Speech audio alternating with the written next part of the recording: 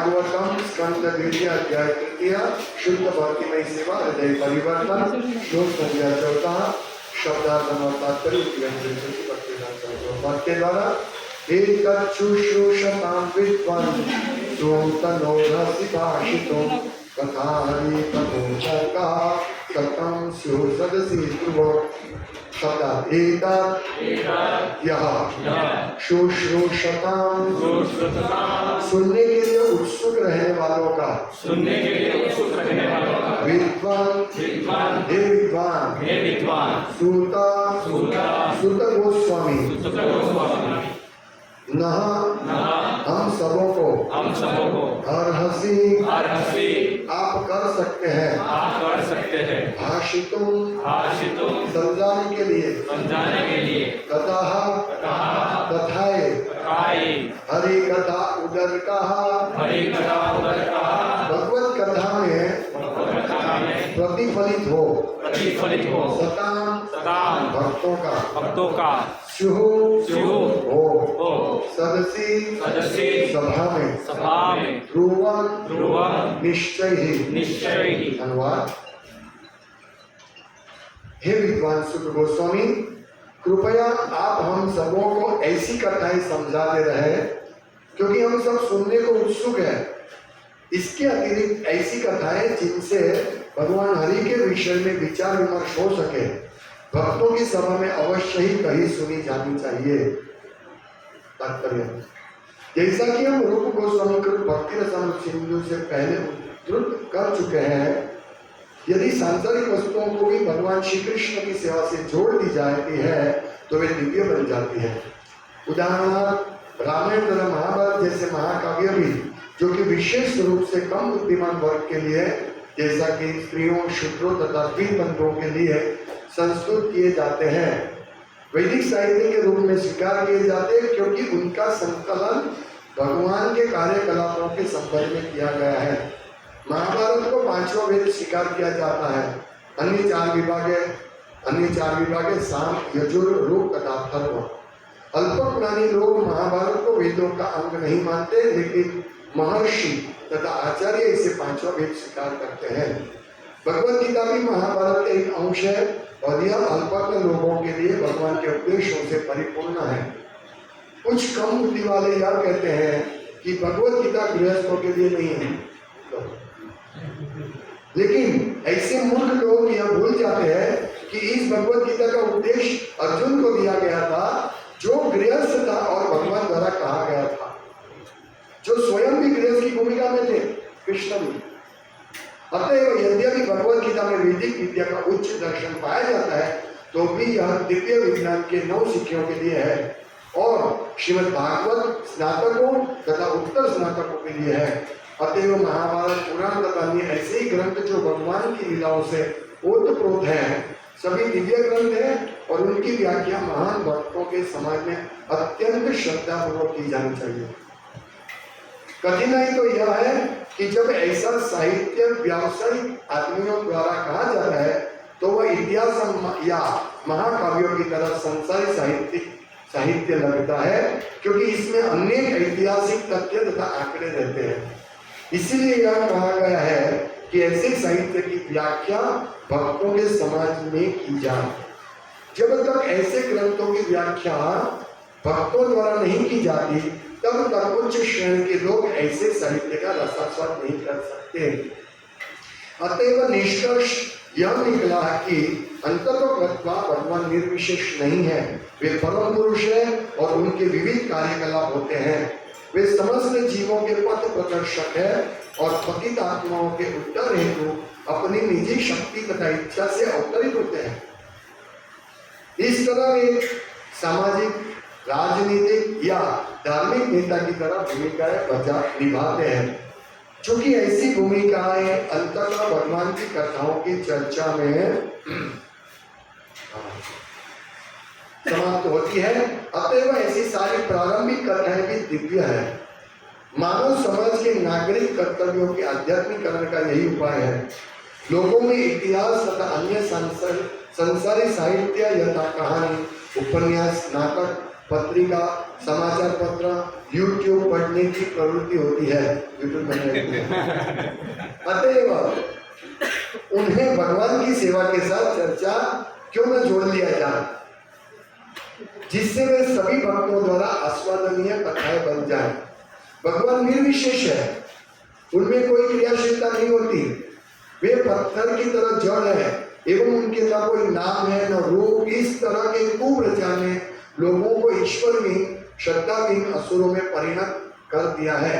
इस तरह वे जितना ही भगवान के दिव्य कार्यकलापों से दूर रखते जाते हैं, उतना ही अधिक वे संसारी कार्यों के अभ्यस्त होते जाते हैं, जिससे भगवत धाम जाने के बजाय उनका नरक जाने का मार्ग साफ होता रहता है।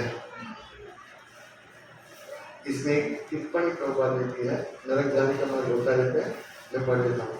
50 वर्ष पूर्व तक भी, यानी कि 80-90 से सभी भारतीयों की सामाजिक संरचना इस प्रकार से सुव्यवस्थित बनाई गई थी कि लोग ऐसा साहित्य नहीं पढ़ा करते थे जो भगवान के कार्यकलापों से जुड़ा न हो। वे ऐसा नाटक नहीं कहते थे जो भगवान से संबंधित न हो। वे ऐसे मेले या उत्सव का आयोजन नहीं करते थे जो ईश्वर से संबंधित न हो।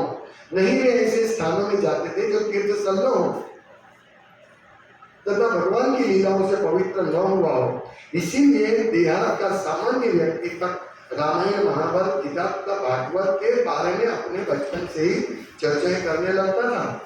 किंतु कलयुग के प्रभाव से वे सब कुकर सुकरों की सभ्यता को प्राप्त कर चुके हैं और दिव्य ज्ञान की परवाह किए बिना रोटी कमाने के लिए श्रम करते रहते हैं। ये एक्स्ट्रा टिप्पणी है, मैं आगे और पढ़ता हूँ तात्पर्य। श्रीमद् भागवत पांडवों के इतिहास से प्रारंभ होता है, तो भी यह परम हंस संहिता तथा अथवा सर्वश्रेष्ठ योगी के लिए निर्मित वैदिक साहित्य कहलाता है और इसमें परम ज्ञानम अर्थात सर्वोच्च दिव्य ज्ञान का वर्णन मिलता है। भगवान के सारे शुद्ध भक्त परमहंस है। वे उन अंशों के समान है जो दूध तथा पानी के मिश्रण में से दूध विलय करके पीने की कला जानते हैं। ओम ज्ञानतिमिरान्धस्य ज्ञानञ्जनशलाकया चक्षुरुन्मीलितं येन तस्मै श्रीगुरुवे नमः।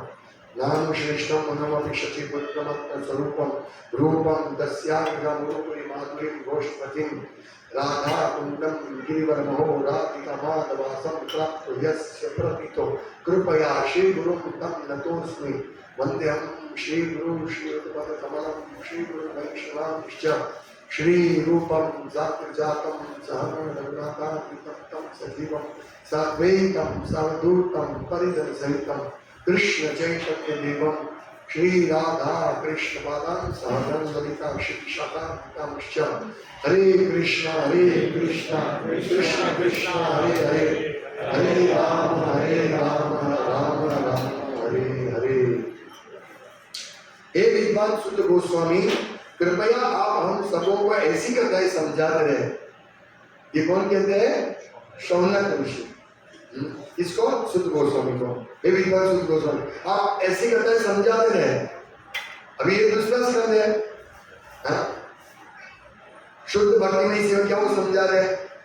तो सुत गोस्वामी क्या सुनने के उत्सुक है? ऐसी कथा है। कैसी कथा है वो आगे इसका वर्णन आता है। परम भगवान हरि विषय दिव्य ज्ञान यह ज्ञान है जिससे भौतिक गुणों की तरंगे तथा भंवर पूरी तरह थम जाती है। ऐसा ज्ञान भौतिक आसक्ति से रहित होने के कारण आत्मतुष्टि प्रदान करने वाला है और दिव्य होने के कारण महापुरुषों द्वारा मान्य है। तो ये ज्ञान क्या है? वो ज्ञान जो हमारे आत्मा को शुद्ध करे, वो दिव्य ज्ञान की बात, वो कथा, वो भी कथा है। या ऐसा नहीं बोला कि आप भगवान की लीला जो विशेष करके गोपियों के साथ भगवान ने क्या है वो बोलो। एक 2-3 दिन 4-5 दिन पहले एक बात तो मुझे बता रहे थे कि प्रभु हम ये सिद्धांत समझाते हैं तो लोग फिर आना कम कर देते हैं। जब उनको फोन करते हैं बोले हम माला करते हैं और हम कथा भी सुनते हैं। अच्छा कथा सुनते तो आपके आते नहीं है? नहीं, हम दूसरे भक्त की कथा सुनते हैं जो रसप्रद कथा कहते हैं। वास्तव में ये कथा जब भक्त होते हैं ना तो ये कथा और बहुत रसप्रद लगती है। ये कथा नहीं कि राधा रानी ने कृष्ण के साथ क्या किया, तो ये कथा की बात कर रहे हैं जिससे हमें वो कथा समझ में आए। भगवान आए अनर्पित चरित चिरा करुणे उत्तीर्ण करो, अनर्पित करने, ये उसका उद्घाट मतलब वापस हमको दिखाने की वो कथा, हाँ, जो राधा कृष्ण की कथा क्या वो समझाने के लिए है, लेकिन वो समझने के लिए कथा समझना आवश्यक। तो ये सबसे पहले हमारे दिमाग में होना चाहिए, कथा, शिक्षा। सबसे पहले शिक्षा, शिक्षा होगी तो हम दीक्षा मिलेगी, और दीक्षा मिलेगी तो भगवान मिलेगा। तो शिक्षा महत्वपूर्ण है, जो आज मैंने सुबह समझाया। और ये शिक्षा से कितनी अच्छी हमको ज्ञान मिलता है, शिक्षा से। ये शिक्षा ही अमृतमय है, क्योंकि ये शिक्षा से हमें भगवान का दर्शन होता है। ये शिक्षा इतनी सुननी चाहिए। ये भी कथा है, जैसे प्रभुपाद कहते हैं कि अर्जुन को भगवान ने जो बताया भगवत गीता में, वो भी कृष्ण कथा है, और भागवतम भी कृष्ण कथा है। एक भगवान द्वारा कहा गया कृष्ण कथा है, और एक भगवान के बारे में। तो इसमें कोई ये नहीं है। पर प्रभुपाद यहाँ क्या लिखते हैं कि जो भगवत गीता लोग सोचते हैं कि भगवत गीता नहीं पढ़नी चाहिए, ऐसे प्रभुपाद बताते हैं, क्योंकि इससे घर में झगड़ा होगा, युद्ध होगा। कोई ऐसा भी सुना है रामायण नहीं पढ़ना चाहिए, हमें रामायण नहीं चाहिए, हमारे घर में रामायण होगी। तो ये सब क्यों ऐसे कान में आता है, कौन देता है? ये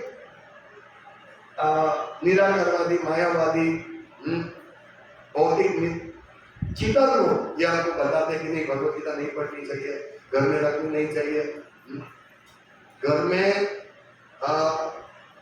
खराब कर्म करके, जैसे तैसे पाप कर्म करके इकट्ठा लक्ष्मी रखो रावण की तरह, वो चलेगा, भगवत गीता मत रखो। तो ये हमें शिक्षा प्राप्त करनी है कि क्यों भगवत गीता घर में रखनी चाहिए, क्यों भगवत गीता रखनी चाहिए, क्यों रामायण पढ़ना चाहिए, क्यों भगवत गीता पढ़ना चाहिए, वो शिक्षा प्राप्त करनी है।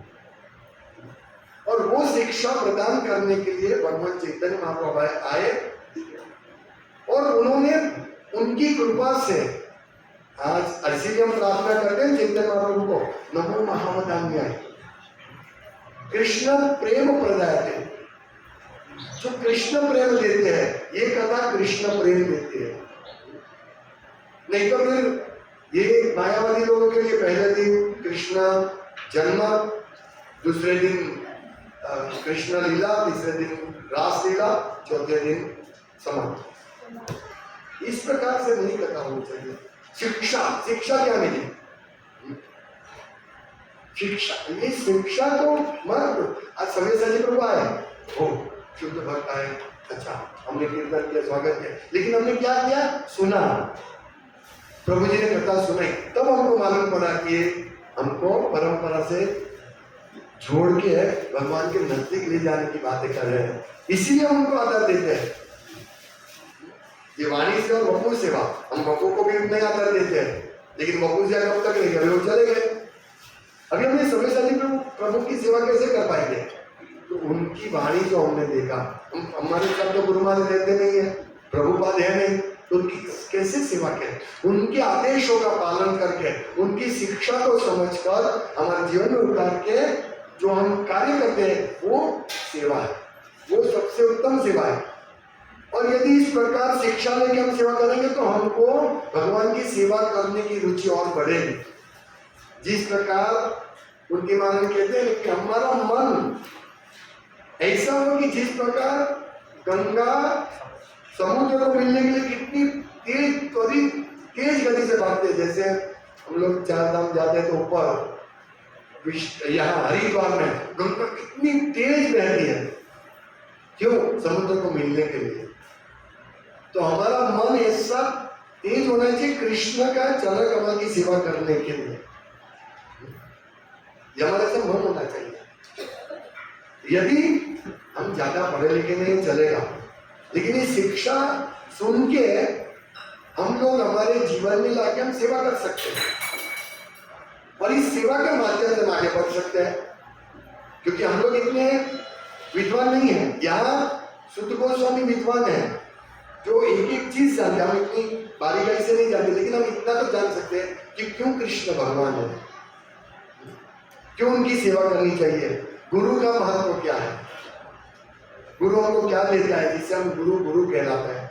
वो तो ज्ञान होना चाहिए भाई। क्यों आप इस गुरु से दीक्षा ले रहे हैं? सोचना क्यों गुरु से दीक्षा ले रहे हैं? नहीं, क्लियर होने चाहिए क्यों उस गुरु से दीक्षा? क्योंकि हमको शिक्षा देते हैं, और ऐसी शिक्षा जो प्रभुपाद ने दी है, जो शास्त्र में। तो गुरु क्यों सिलेक्ट करते हैं? क्योंकि वो शास्त्र से, भगवान की शिक्षा और अपने आचार्यों से, साधु से शास्त्रों की शिक्षा हम तक पहुंचाते हैं बिना अदल बदल के यथार्थ। इसीलिए हम गुरु को सिलेक्ट, गुरु का महत्व ये है। और हम ये गुरु क्यों सिलेक्ट करते हैं? क्योंकि वो ऐसा करते हैं। ये गुरु का लक्षण है कि शास्त्र की संदेश को हम तक पहुंचाए, साधु गुरु शास्त्र। इसीलिए हम ये शिक्षा, यदि हम पढ़े लिखे नहीं है तो इतना तो शिक्षा देते हैं तो सुन तो सकते हैं ना। इसीलिए यह क्या लिखा है, एक शुश्रूषताम विद्वान, हाँ, सुनने के लिए उत्सुक रहने वाले। हमें शुश्रूषताम होने चाहिए, सुनने के उत्सुक होने चाहिए। यस, आप क्या सुना रहे हैं? इसीलिए सबकी सेवा बंद करवा किधर बिठा है। तो सुनने के हमको उत्सुक होना चाहिए, और ये उत्सुकता से श्रवण जितना करेंगे ना, उतना हमारा भगवान की ओर प्रगति होगा। जल्दी जाए, भगवान का दर्शन उतना अच्छी तरह कर सकेंगे। अभी हम जगन्नाथपुरी गए, दर्शन करने के लिए 5-6 घंटे का लाइन था। 5-6 घंटे वैकेशन भी है, रविवार तो 6 घंटे गर्मी, सब लोग दर्शन करने के लिए लाइन में खड़े थे। हालांकि हम लोग रात को पीछे के दरवाजे से दर्शन कर लिया, लेकिन सब लोग दर्शन कर रहे हैं। तो दर्शन क्या करना है? ओह, मैंने दर्शन कर लिया, बस बस भगवान मुझे धन संपत्ति दो, इसके लिए मैं 5 घंटे खड़ा था। समझिए आप बात। ये दर्शन कैसे दर्शन करना है, भगवान जगन्नाथ को कैसे देखना, हाँ मुझे दर्शन मिल गया बस हो गया, नहीं। ये कैसे दर्शन करना है उसकी शिक्षा प्राप्त करनी है। हमें भगवान का दर्शन कैसे करना है, हमें भगवान की सेवा कैसे करनी है, कौन से मनोभाव से दर्शन करना है, ये हमें देखना है। ऐसी उत्सुकता, सुश्रूषता, जैसे चैतन्य महाप्रभु की उत्सुकता कैसी थी? जब वो जगन्नाथपुरी एक दिन दर्शन करने जाते हैं तो वॉचमैन था, तो उसका हाथ पकड़ लेते हैं, तुमने कृष्ण को देखा, मुझे कृष्ण का दर्शन कराओ। ये उत्सुकता, वो वॉचमैन हाथ लेके ये जगन्नाथ के पास, ये भगवान। तो इतने वो हो गए, भगवान चैतन्य अभिभूत हो गए, उसको मतलब आभार मानते हैं, अरे तुमने मुझे दर्शन करवाया। देखिए ये उत्सुकता, ऐसी उत्सुकता हमें होनी चाहिए। दर्शन कराओ, भगवान को कैसे दर्शन करें, हमें सुनाओ ना, हमें कथा सुनाओ। ये सुनने की उत्सुकता होनी चाहिए। चलो भाई आधा घंटा सुन लिया, हो गया अपना काम, चलो बाहर प्रसाद घूम। ऐसे नहीं होना चाहिए। हाँ, प्रसाद लेना है, हमें शारीरिक आवश्यकता है, लेकिन वो भी कृष्ण कॉन्शियस। भूख लगी है, प्रसाद लेना है, प्रसाद लेना। तो ये इसके लिए मनन है। दूसरी उत्सुकता बूढ़ी माता जी में थी। चैतन्य भगवान दर्शन, चैतन्य महाप्रभु दर्शन कर रहे थे, और एक बूढ़ी चैतन्य महाप्रभु के ऊपर सर पे चढ़ के, कंधे पे चढ़ के दर्शन कर रहे हैं। क्या उत्सुकता है। और गोविंद भगवान का सेवक नौकर, वो उसको सब तान के उतरो उतरो, चैतन्य नहीं, उसको उत्सुकता तो देखो, कब वो प्रार्थना करे, कब मेरे में ऐसी उत्सुकता है। ये उत्सुकता हमको चाहिए, ये शिक्षा से आती है।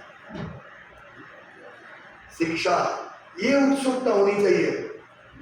शिक्षा के लिए उत्सुक रहना चाहिए। ये शिक्षा भारी है, इसीलिए कभी कभी डांट खानी पड़ती है शिक्षा के लिए। क्यों हम नहीं समझे तो गुरु वापस पूछेंगे, फिर नहीं समझे वापस पूछेंगे, बोलेंगे गुरु बोलेगा बताएगा, लेकिन हम गलत समझेंगे तो गुरु डांट देंगे, क्यों ऐसा करते हो, समझो बात समझो। तो इससे हमें ये नहीं हो जाना चाहिए, चलो छोड़ो, ऐसा नहीं। शिक्षा महत्वपूर्ण क्या है? शिक्षा तो चैतन्य महाप्रभु पंचतत्व, श्री कृष्ण चैतन्य प्रभु नित्यानंद, श्री अद्वैत गदाधर शिवासादि गौर भक्तवृंद, तो ये इतने दयालु है, हम कल्पना भी नहीं कर सकते हैं। इतना भारी विज्ञान, ज्ञानम तेवम सविज्ञानम। भगवद गीता यहाँ प्रभुपाद कहते हैं कि भगवद गीता वैदिक विद्या का उच्चतर दर्शन पाया जाता है, तो भी यह दिव्य विज्ञान के 9 सिखियों के लिए है। मतलब नियोपाइन डिवोटी, नवोदित भक्त के लिए भगवत गीता ऐसा बराबर बताते हैं, लेकिन इसमें उच्च विज्ञान है। चलो, इसलिए ये क्या है, इसलिए भक्त लोग ज्यादा भगवत गीता को महत्व नहीं देते ना। ये 9 सिखियों के लिए हम भी 9 सिखिए हैं। जब तक हम ये समझ लें कि भगवत गीता सर्वश्रेष्ठ ग्रंथ है, तब तक मुझे मालूम है भगवत गीता का अंतिम उपदेश क्या, सर्वधर्मान् परित्यज्य मामेकं शरणं व्रज। भगवान के शरण में जाना, यही शिक्षा है भगवत गीता। वो मैं हमको मालूम है, इसलिए भगवत गीता कब पढ़ा, 2 साल पहले नहीं। नित्य भगवत गीता पाठ करना चाहिए, एक श्लोक कम से कम। अभी देखो, हम अनपढ़ है, हमें मालूम नहीं है, हमको भगवत गीता पढ़ना है, तो क्या करें। तो हमारे साथ उदाहरण है श्रीलंका के ब्राह्मण का, जो इतना पढ़ा लिखा नहीं था, लेकिन भगवत गीता टूटी फूटी पढ़ के उसकी आंखों में से अश्रु बह रहे थे। क्यों? क्योंकि उन्होंने भगवान को बताया, प्रश्न पूछा तो भगवान बोला तुम्हारी आंखों में अश्रु क्यों है, तो उन्होंने बताया कि जब मैं भगवत गीता पढ़ने बैठता तो मेरे मन में एक ही विचार आता है कि भगवान कृष्ण सबके मालिक और वो अर्जुन का रथ चला रहे, भगवान इतने महान, इतने दयालु, अपने भक्तों की सेवा कर रहे हैं। ये सुन के मेरी आंखों में से आता, तब बोला यही तो तुम सही सीख रहे हो, तुम सही सीख रहे हो, तुम ही भक्त हो। हमें इस प्रकार की उत्सुकता, गुरु की आज्ञा को, गुरु की शिक्षा को पालन करने के लिए, हमें गुरु तो है नहीं, गुरु तो है नहीं, हम तो गुरु की सेवा करेंगे। हम तो ऐसे शुद्ध भक्तों की सभ्य से प्रभु माता जी सभ्य से प्रभु आए तो उनकी कुछ सेवा तो बोलना। अरे यहाँ रोटी बना रहे, वो भी गुरु की सेवा है, वो भी प्रभुपाद की सेवा है। ऐसे मत समझो एक कोने में बैठ के वहां बर्तन मांज रहे, वो इतना नहीं, सभ्य से का बर्तन मुझे दो, ये सब भक्तों का। अरे भाई क्या समझते हो, आप समझ रहे मेरी बात। लोगों के ऐसे है, गुरु की सेवा दो, प्रभु को, प्रभुपाद की सेवा वो मुझे दो, प्रभुपाद के लिए मैं कुकिंग करूंगा। गुरु तुम किसके लिए कर रहे हो, जो रोटी बनाएगी इसके लिए। जब हम रोटी बनाते हैं तो मैं कहूँ प्रभुपाद इसको ग्रहण कर, मेरे गुरु, मैं गुरु के लिए बना रहा हूँ, गुरु प्रभुपाद के द्वारा परंपरा से भगवान को अर्पण करेंगे। तो क्या फर्क है सभी साथी, प्रभु की डायरेक्ट सेवा, गुरु की डायरेक्ट सेवा और इस सेवा में क्या फर्क है मुझे बताइए। हम भोग किसको अर्पण करते हैं, भगवान को ना। हम भोग गुरु को अर्पण करते हैं कि गुरु महाराज आप भगवान तक पहुंचे। हमारी क्या सिचुएशन है कि भगवान को अर्पण करें, इसलिए ये भावना से हम माला बना रहे, किस गुरु की कृपा से। यदि भगवान नहीं पहनना चाहेंगे ना माला, तो तुमने कितनी भी अच्छी माला बनाई, गुरु को ना बोल देंगे मत पहनो। ऐसा कभी कभी होता है, जब माला मंदिर में बनती थी तो कोई श्रीनाथ जी के लिए बनाते, कोई गुरु के प्रभुपाद के लिए बनाते, प्रभुपाद के लिए इतनी अच्छी बनाते हैं माला और वो भगवान की थोड़ी कम अट्रैक्टिव बनाते हैं। तो उस दिन ऐसा होता है कि प्रभुपाद भगवान को पहना देते हैं, यानी वो पुजारी को मार्गदर्शन देते हैं, पुजारी भगवान को पहना देते हैं वो माला। समझ रहे बात। तो ये हमारी भौतिक ये है कि ये तो गुरु हो, गुरु माना जाए, उनके कपड़े धो, उनके लिए कुकिंग करो, ये उच्च सेवा है। नहीं, ये तो शिक्षा का अभाव है और हमें ये शिक्षा लेनी है। ये जो शिक्षा, हाँ वो शिक्षा कैसे होनी चाहिए, शिक्षा परंपरा के माध्यम से, शास्त्र से सुनी हुई होनी चाहिए। गुरु साधु शास्त्र के हिसाब से शिक्षा देनी चाहिए। तो इसीलिए तो वो वर्ग ने मुझे बोला कि नहीं, वो उसमें हमको मजा आती है, वो कथा में मजा आती है। तो मुझे प्रश्न किया प्रभु हम क्यों ऐसा कथा नहीं करते हैं। मैंने बोला यदि हम ऐसी कथा नहीं करेंगे तो लोग सीधे सेंटिमेंटल बन जाएंगे, सीधे राधा कृष्ण को समझे बिना वृंदावन की कथा कहने लगे। ओ मैं तो राधा रानी का नहीं, मैं तो राधा रानी का सेवक हूँ, कृष्ण राधा रानी, क्योंकि राधा रानी को कृष्ण को नचा सकती है, इसलिए राधा रानी की। पर राधा रानी की सेवा कैसे करनी है, वही तो हमको गुरु सिखाते हैं। ये सब सेवा किसकी है, राधा रानी की सेवा है। किसकी सेवा है, नित्यानंद प्रभु की शिक्षा है। यही तो सब भगवान आदि गुरु है, भगवान ने भगवद गीता कही है। तो ये शिक्षा जो शिक्षा देते हैं हमको, जो सिखाते हैं, वही सही गुरु है। ये शिक्षा को छोड़ के कुछ भी और शिक्षा, प्रभुपाद ने स्पष्ट बताया कि सबसे पहले भक्तों को भागवतम के प्रथम स्कंद से लेकर प्रथम अध्याय के प्रथम श्लोक से लेकर शिक्षा सुननी है। इस प्रकार हमें आगे बढ़ना है। ये शिक्षा महत्वपूर्ण शिक्षा है। इस शिक्षा से वो दर्शन, इस दर्शन से वो दर्शन कर सकते हैं, इस दर्शन से भगवान का दर्शन कर सकते हैं और सेवा में उत्साह आ सकता है।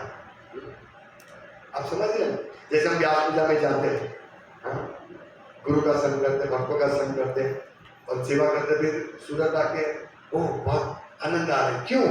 सेवा का। हमने भगवान का तो दर्शन नहीं किया, अभी देखा नहीं साक्षात कृष्ण बंसुरी बजे, हम रात देख रहे थे, सुना ही नहीं दे रहा बंसुरी गाना। जो वृंदावन में मैं शुरुआत में था ना, तो भक्त बताते वृंदावन में हमको कृष्ण का दर्शन हो सकता है, और वृंदावन में जितना भी कुंड है, जो भी वृक्ष है, वो सब कल्प वृक्ष है, और जो भी कुंड है उसमें उसके किनारे में वृंदावन में कल्प द्रुमादे श्रीमान रास रसारापि वंशी भट्ट तपस्थिते नहीं वो नहीं, श्रीमान रास रसारापि वंशी भट्ट तपस्थिते कर्षण समय को भी। तो हाँ, भगवान गोविंद का प्रार्थना है, श्लोक को बोलता है श्रीमान रास रसारापि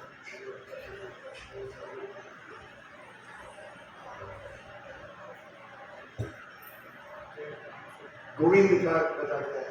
एनीवे, उसमें याद है कि भगवान कल्प वृक्ष के नीचे, वृंदावन में कल्प वृक्ष के नीचे रत्न जड़ित सिंहासन पर बैठकर अपने सेवकों की सेवा दे रहे हैं।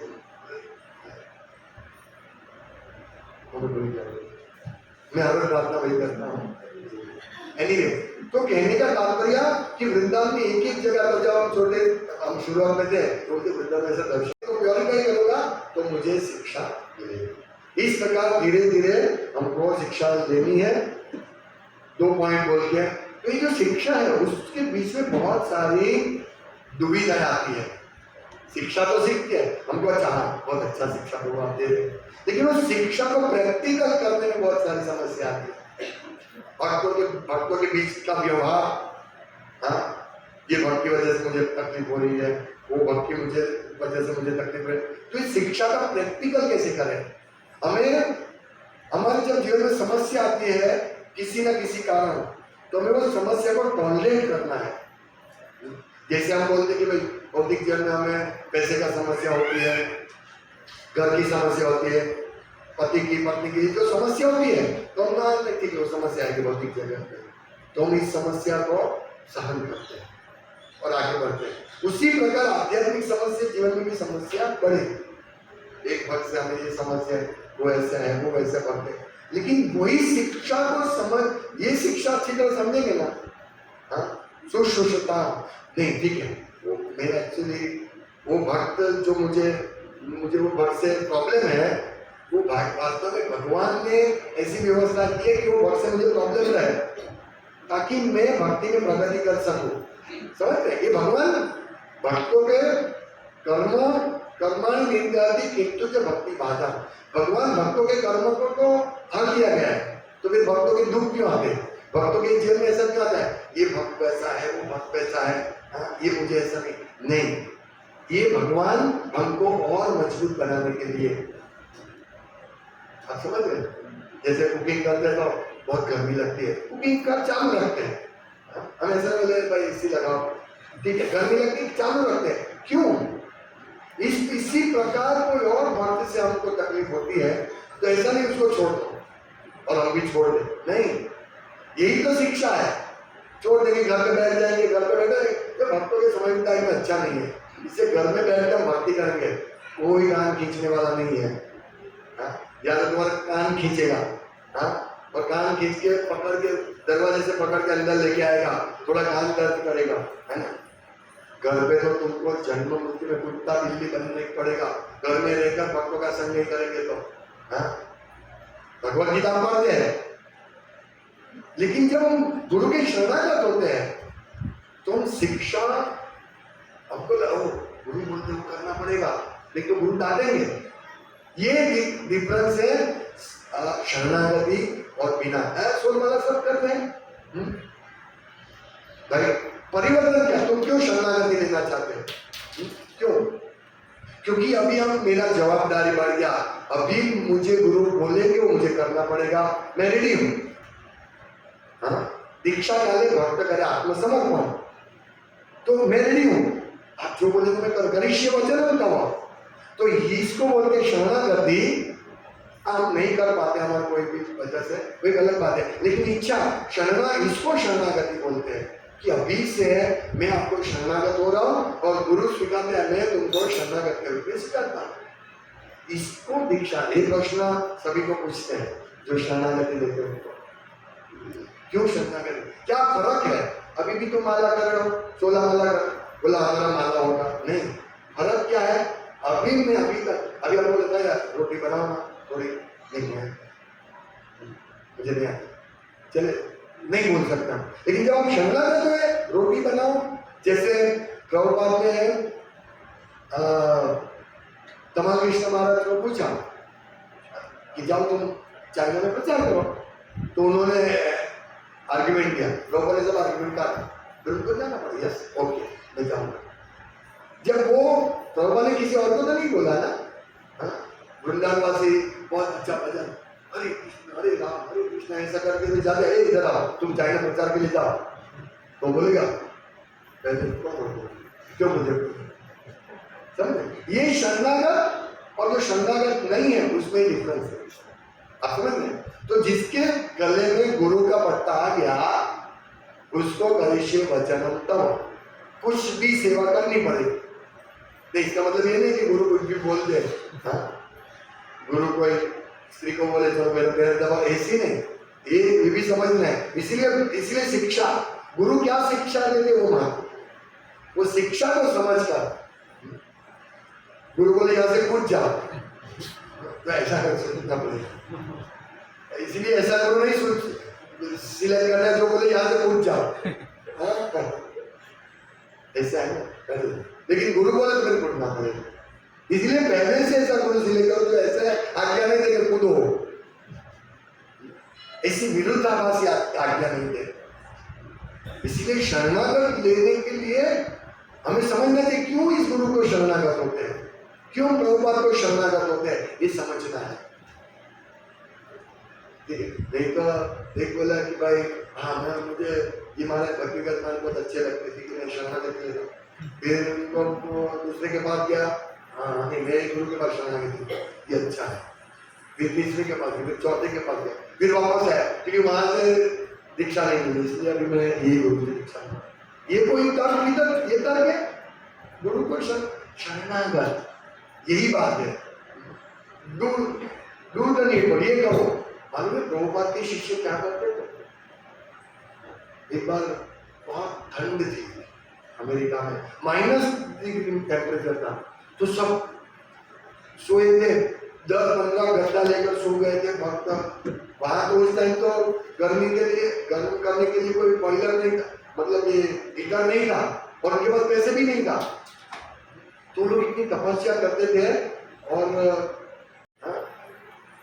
कोई तो है यहाँ आते हैं शिव जी के मंदिर में आते, राम जी के मंदिर में आते हैं, वो राम जी के मंदिर में आके फोन पर बात करते हैं, हाँ ठीक है मैं उसको पेमेंट देता हूँ, भगवान राम सामने खड़े हैं, अभी उसका कान तो कोई खींचेगा नहीं जब तब तो वो ऐसे ही बात करता रहेगा। जैसे यहाँ सब लोग सुन रहे हैं, लेकिन कोई सत्संग में माला करते हैं, 25% लोग माला ही करते हैं। मैं भी कभी मंदिर जाता हूँ तो 2-3 बहुत माला करते हैं, सुनते, क्योंकि उनको आदत है, कोई कान खींचा नहीं, मैं तुरंत बोला भाई माला, या तो माला करो या लेक्चर सुनो तो चलेगा। इसलिए यहाँ कोई माला नहीं करते हैं क्योंकि कान खींचा गया सबका, है ना? तो ऐसा कान खींचना अच्छा है कि ठीक है कोई बोलने वाला नहीं, ठीक है माला करते रहे तो बोलने वाला है नहीं, मैं जो करूंगा वो। तो ये क्या शरणागति, समझ लीजिए शरणागति का मैं आप समझा रहा हूँ। तो हमें कम से कम वो सिद्धांत मालूम होने चाहिए शरणागति का अर्थ क्या है। फिर चाहे अभी जैसे किसी भक्त को पूछा भाई भगवान क्यों कृष्णा है, तो जवाब नहीं देना, कोई बात नहीं, तो धीरे धीरे समझ जाएंगे, लेकिन उसको मालूम होनी चाहिए। वो जवाब नहीं दे रहा है वो ठीक है, लेकिन अभी उसको शिक्षा इस प्रकार से लेनी चाहिए जो मैं, नहीं तो फिर क्या होगा, आज मैंने दीक्षा ले ली, दीक्षा ले 2 साल के बाद, अरे महाराज तो पीटी वर्षिप करने नहीं देते हैं। ऐसा कौन बोला? भक्ति करना पीटी वर्षिप करने नहीं देते, कौन बोला?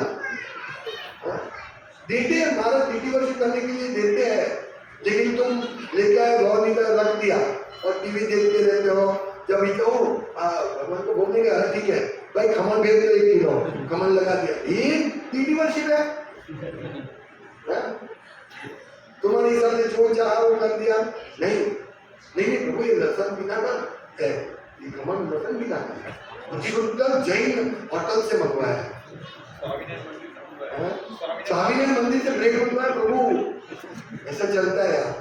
पाव भाजी हमने बने, भाजी हमने बने, पाव उधर से मंगवाए। तो भगवान ने ये दीक्षित भक्तों की ये चेतना है। चलो अभी जब कान खींचने वाला नहीं होता है ना, तब ये होता है।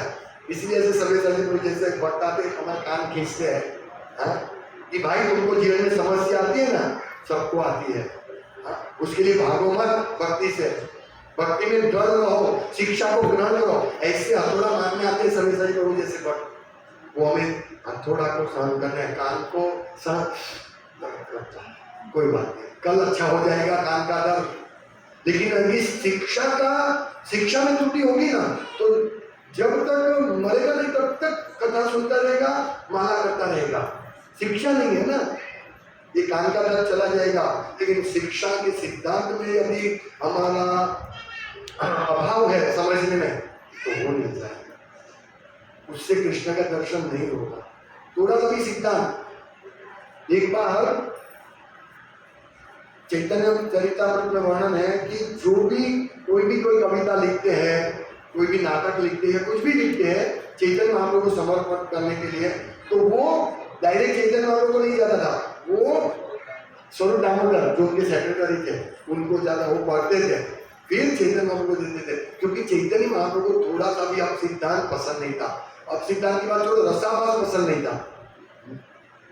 जैसे हम लोग दूध पी रहे हैं और उसके साथ खट्टी अमली खाएंगे, तो ये रस दोनों में, इसमें खट्टा रस है और इसमें दूध अमृत रस है, दोनों रस है, तो इसको क्या बोलते हैं? रस आभास।